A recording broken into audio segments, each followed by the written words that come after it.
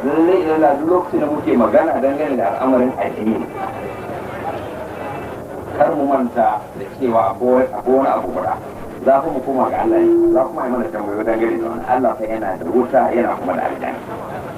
wato lokacin da ake magana addini kar ka ga cewa wato ana yin sa ne dan duniya kawai domin kuma wasu sukan yi yaƙi masu sha wahala domin su samu ɗaukakar duniya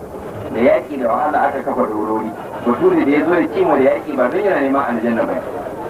yana neman ya ɗaukaka ingila ne da martaban bature duk duniya ce babu kamar bature ya yi wannan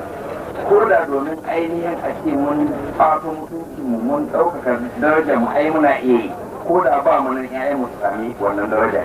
to ballantana kuma ba don wannan ake ba Allah fa ya yi mu ne domin mu ya gwada mu kuma gobe kiyama ko mun yi abin da ya gwada mu akai ko ba mu yi ba za mu koma gare shi kuma fa yana da wasu yana da saboda ka yi kin ma ya zama mana dole wannan kenan wannan kuma ya zama wato kenan kowane mutum ya zama ya sani cewa saboda akwai hisabi na jira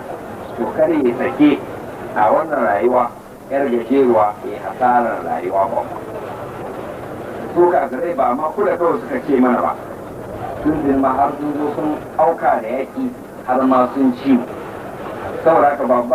da ma ko da ta yin yaƙi suka ce kule ne ya kamata mu ce musu ina cike nan kawai a cikin a fama sai muka zama muku